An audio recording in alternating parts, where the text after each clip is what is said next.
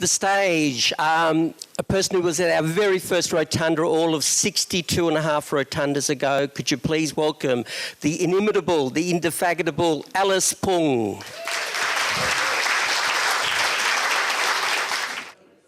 Welcome, Alice. You know you're a star, and you know we actually deeply care about you, not only what you do in your craft and the way you represent the West, but also what you do for Rotunda and every class I've taught and every project that I'm in. You're up for absolutely everything. So I don't think that's often probably known about you, but I just want to say we do go back a long way. We do drive back from nights out at Sunbury and things like that, and whichever place you come to, whichever school you talk to, whichever group of students they are very smitten by you. And I think of the Buddhist quote, "Make of yourself a light." And I'm getting emotional, aren't I? I think you are. You really do live that beautiful creed. Alice Pung came to the first rotunda 6 years ago, and we didn't know what a world she was going to open up for us. She's been back here to talk about her second book, Her Father's Daughter, and Mr. and Mrs. Pung are in the audience as well tonight, and so is her husband, Nick. Could you give them all a warm rotunda welcome? Alice and Arnold Zabel, one of her great heroes and mentors in the literary world, were here on this very stage, and they did a kind of talk between writers together, and I think that was a first for Rotunda. Of course, she's the author of Unpolished Gem. She's the author of Her Father's Daughter. She's the editor of Growing Up Asian in Australia. And I've got to crack this joke because I crack it every time. I'm writing a book called Growing Up Short in Australia. And she writes for The Monthly. She's written for The Age. She's given speeches to every organisation I can imagine. But tonight, she's here with a brand new book, and she launched it just a week ago. She's here to talk about Lorinda. And this is kind of like a special extra launch back in your own kind of suburb, back in your own hood. And let's send it into the stratosphere. Let's buy it. Let's get behind it. Let's really support Australian literature. John Marsden, again, who is one of Alice's great heroes, says on the cover of the book, Alice Pung totally nails it with Lorinda, funny, horrifying, and as sharp as serpent's fangs. Could you please welcome the woman who is deeply loved and admired here, the polished gem herself, Miss Alice Pung. Thank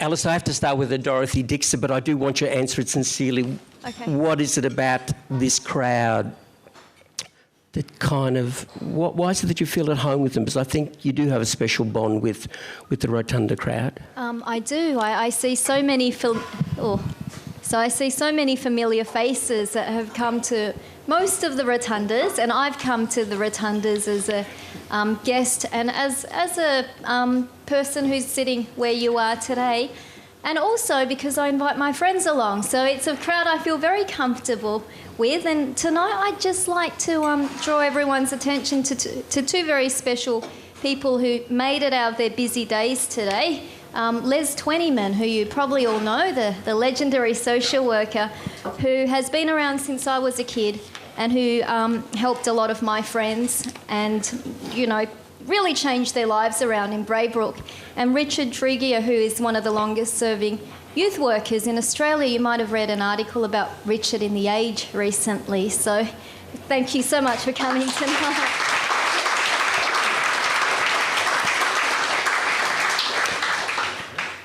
Alice, so that we create a kind of link between the world of the audience that you meet through us and your book and that. Tell us about meeting John Marsden out at Brimbank a couple of years ago, because he is a hero of yours, and I don't think up to that moment you'd met him. Can you just set the scene a little bit of how that happened? There was a Brimbank Literary Festival that Bruno helped organise, and John Marsden was there. So he's a principal of a school, and he's also Australia's biggest young adult author. And I think he's become one of the biggest because his stories, before there was a Hunger Games and before there were all these dystopian fantasies, John Marsden was the first author in Australia to put a group of teenagers in charge of the world. So there's a war that happens and these teenagers have to survive. And a lot of criticism from reviewers said, oh, John Marsden's books, they're full of sex and violence and, they're kind of depressing.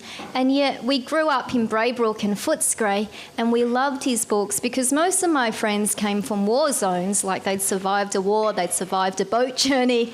They got it. They didn't feel like this was far-fetched. So when I saw him at the Brimbank Festival, it was like meeting a childhood hero, someone you'd read all the books of. It was very special, Bruno. And he was munching on a sandwich and Yes. he had just a big woolen jumper, and that seemed to really excite you for some reason. Is he that charismatic, is he? No, he was just John Marsden. Was it a thrill to have him launch your book last week at Janet Clark Hall? Was that your way of saying, I'm kind of locating myself in that Marsden tradition? Were you trying to say something like No, that? I wasn't trying anything.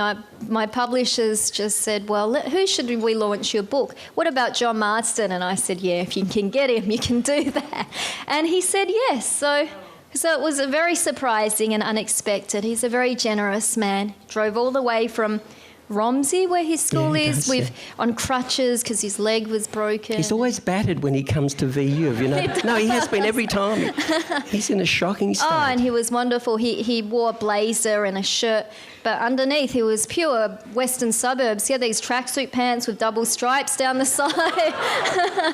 It was very good. Les would be proud of that outfit.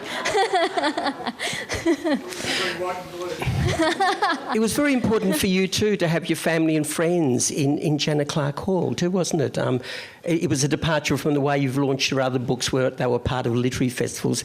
Tell us about that, and tell us about bringing that new audience or those friends into the world you live in. What's that about? Is that to say, this is my world? I guess it was. So I live at Janet Clark Hall, which is a university college, and I've taught there many years, and there are students there. So they were all very excited to meet John Marsden, more so than seeing me because they see me every day. So it was a chance for them to do that. And then it was a chance for my friends and people, my publishers, to see where I live. Yeah. Alice, maybe the audience doesn't realise that, but you work for 3 days as a lawyer with the Fair Pay Commission, don't you?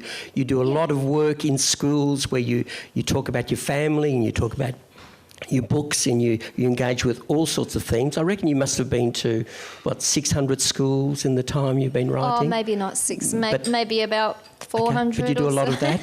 Yeah. You're a writer in residence at Janet Clark Hall. You've done some kind of welfare work, so you're teaching, you're mentoring. Where do you get time to then write a 350-page book? And you've just recently been married too, so we'll talk about marriage in a moment. Okay. Really, a lot of people would go, don't you have to give it all to this one thing? But you seem to balance really nicely and with great humility a whole range of things. Is that mix good for you? And tell us about how it works. I don't think I could be a full-time writer because you're just dedicated to your writing. And if you've ever tried to write something, you'll have an hour or two of, extreme productivity, and then the rest of the time you just can't write anymore, that you've reached your limit. So if you're a full-time writer, you don't know what to do with the rest of your day. So you're not that... So you might write 1,000 words a week, which is great because they build up to a book over the course of the year. But if you're a full-time writer, you don't think that's any good, and so you get really down. And when I keep myself busy as well, I'm able to get out in the world. And that's how I write my books. They're inspired by things I see, students I meet. If you're too insular, you can really get yourself in a bad state. So going out, meeting those students, seeing them in their own schools and that, do you feel that a lot of the inspiration that underpins Lorinda is informed by a lot of that meeting and the optimism you have about the young people you meet in schools? That as well as teachers. And what's been fascinating while I was writing Lorinda is this is a book that deals with not bullying of students, but how a class could get together and bully a teacher. And so I had this idea about 2 years ago, and I talked to many teachers who I met at my school visits, and all of them had a story. So they all said, oh, let me tell you a story about this horrible class I had, and, you know, this is what they did to me.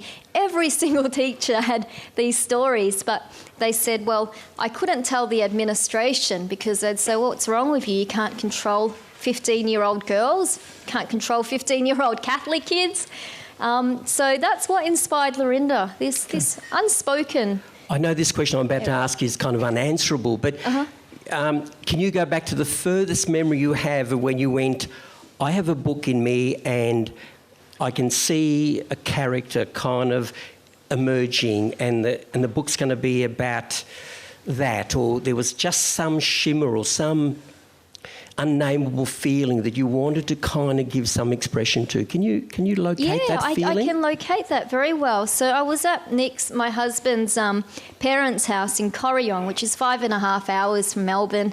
You know, it's border of New South Wales and Melbourne.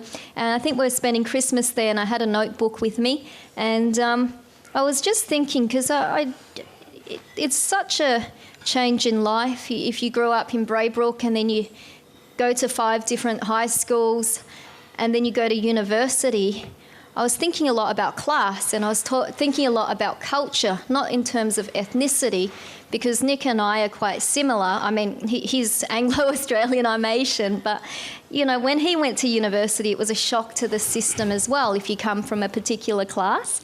And so that's where the Lorinda germinated from. It had nothing to do with culture, but this idea of unacknowledged class different in Australia. Yeah. Okay.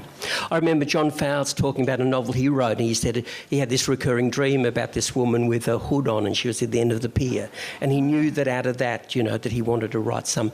Does your writing ever begin with something of just kind of an image or something kind of that can't quite be pinned down? Yeah, so I had this voice of a girl who was around 14, 15 years old. She was writing a letter to a friend from her old school because she just got a scholarship to this extremely wealthy private girls' school. And so it started off when I was at Nick's parents' place, just scribblings in this notebook. So you started writing letters. A letter. Yeah. You imagine the character and she's writing a letter. She's writing a letter. And I guess her letter was the way in which it was a prism in which I was able to put these ideas about this unacknowledged difference about, you know. Sure. Just backtracking, letters, have they been important to you personally in your own life? Yeah, they've been very important. So I've got a pen friend I've been writing to for 20 years, and she came to my wedding last year, and I went to England to visit her this year. I sat next to her at your wedding. Katie, truly. you did, yeah. Yes. So they've been very important, and I've got one in the States I've been writing to for 10 years in a place called Buffalo, but before then she was in a Thai refugee camp as a Burmese refugee. So you get to see the whole trajectory of someone's life. You can't do that through email, and you can't do that through Facebook. Tell us about letters, Alice. Why letters? I've had a lifelong fascination with them. I've kept every letter that's ever been sent to me since the age of 20. I love them to death. What is it about the letter format? What does the letter enable you to do that maybe other styles of writing doesn't? Well, the letter's more considered, so you have to sit there with a pen and paper, and you have to structure your thoughts. So there's no ranting, and email is infinite. Helen Garner says she's afraid of the infinite white space of the email because you could just crap on about anything. It could go on forever. But a letter is finite. And then when I was writing to my pen friends, and when you write letters or love letters, you put the best things in your life, the things you find most interesting, the ideas you've been thinking about. And when you receive a letter, it's kind of timeless. It's not like an email where you think, it's 2 weeks old. Even if a letter's 2 weeks old, the person has put their best thoughts down. So I remember the Indonesians would write to me and they'd start their letters, Kepada Bruno yang saya cintai, and it was to Bruno whom I love. And that was I just thought there was something intimate and so personal in that. And it was a kind of a blessing and an invocation and using your name in a way that I hadn't thought about my name. And I thought there was a call to some intimacy because of that format. And I just thought it was the most exquisite format because of that. You send letters too, don't you, Bruno? I do. Bruno sends poems through the mail to Nick and I. I'm in love with both of them, I think. No, that sounds very tacky, doesn't it? Alice, can we ask you to read the first few pages of your book because they'll get a sense of, it's just to your right there, of the way it kind of starts, Dear Lynn. And just before you do that, just remind us who Lynn is as a character and who you are as the narrator in the book too. Could you set that up for us a little bit? Okay, so this book is from the perspective of a 15-year-old girl named Lucy Lamb who wins the scholarship to a private school, and Lynn is the friend she leaves behind in the suburb of Stanley, which is based on Braybrook. You know, it's almost entirely based on Braybrook. Why didn't you call it Braybrook? Oh, because I'll tell you the funny thing. Lorinda is a made-up private school, an amalgamation of the worst things I've seen in private schools and some of the best things I've seen as well. So I had to make the whole book fictional, otherwise people look at the cover and say, well, where is this school? Is it Lauriston? Is it MLC? Is it Loretto? No one ever reads it and says, what's this fictional suburb of Stanley? It sounds so real, because people don't really care about suburbs that are kind of, you know, low socioeconomic, but I don't understand this fascination. But you do, and you write beautifully about that later in the book. We'll come back to that too. Oh, okay. So anyhow, I'll read the first page, I guess. Dear Lynn, remember how we used to catch the 4:06 bus after school, past the Victory Carpet Factory and the main hub of Sunray through to Stanley. What an adventure we used to think then. What a waste of time looking back now. It was a waste of time because the bus would always worm its way back to Stanley, following exactly the same route, stopping at the same places and collecting the same people who did the same things every day. Remember that girl from St. Clair's who put her bag on the seat next to her so no one else could sit down?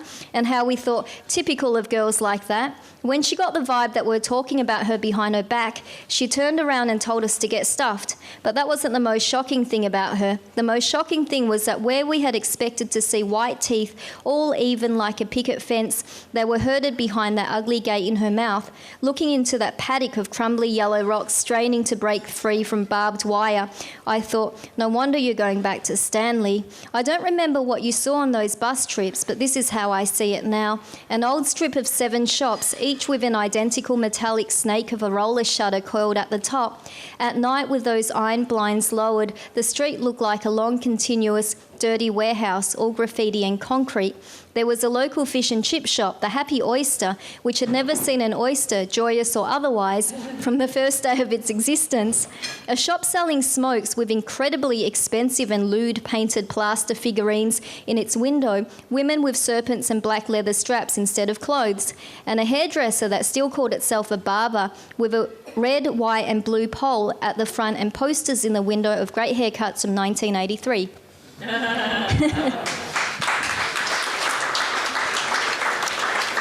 Are they your first paragraphs or have had you to throw away lots before you got to that? Oh, well, I've had to throw away lots, but that passage remained relatively intact. So that was in the first draft, and there was padding before that, padding after that, and we just had to get the essence of what this suburb was like, and also the voice, which is a satirical one. So it's meant to be funny, it's a satire, yeah. So 3 paragraphs in, are you saying quietly to yourself in that very humble way, you going, I'm onto something, I think this is going somewhere? I think so. I had a good feeling about this book. Yeah. I'm trying to imagine your own kind of personal preparation in terms of writing that. Did you physically drive through those streets again? Are you there like some kind of big, kind of camera soaking it all up and trying to get it into your soul so that it can spill onto the page? Or did you feel that you just knew it well enough to be able to let it pour out? Well, Bruno, it's a little different because there's an author named L.P. Hartley, and he said the past is a foreign country. People do things differently there. And so if you drive through Braybrook today, it's completely different. There are massive houses, and that shop, that strip of shops, which you all might know as Churchill Avenue, back in the 80s, it did look like that. It had coils of, roller shutters with graffiti, and the stores kept changing. So I go through Braybrook a lot, but I had to look back in the past to the Braybrook of my childhood to get that scene out. And how did you pull that back from the past for yourself? how did I pull it back? Does the act of writing it recreate it for you? Is there something that you kind of do that enables you to recreate that atmosphere of? I guess so. I guess having a very visual memory helps. Yeah. Tell us about some of the early characters in your book that we're going to encounter. Can you introduce some of them to us? Can you introduce the teachers that are in this fictitious school? And you do call it a satire too. I noticed that John Marsden didn't talk about that. He didn't talk about parody, you know what I mean? And when I read it, I didn't always kind of see it that way either, but that's not important. But okay. yeah, I kind of just read it as this real place too. Can you introduce some of the characters to us, So John Alison? Marsden called it horrific, and it was the first time I was so proud that one of my books was called horrific or horrifying. And I guess maybe because he'd been a teacher in so many different schools for so long that when he read this, it felt kind of close to home. So Lucy Lam is from a Chinese Vietnamese family. Her family grew up in Vietnam, but they're Chinese. So the reason I did that was because I'm from a Chinese Cambodian family, but, you know, this is fiction, so I said it differently. And Lucy's mum works in the garage, so she sews clothes, and Lucy's dad works in the Victory carpet factory. And again, it was a very familiar setting. Well, when I was growing up, lots of friends' parents did the same thing. Lots of friends' parents were very ambitious for their kids too. Even though if they had a tiny... My father is quite literate and has, you know, knows quite a few languages, but there were some parents who, you know, who just sold things at the marketplace in Vietnam or just worked in factories, but they really wanted their kids to do well. So that's the kind of family Lucy comes from.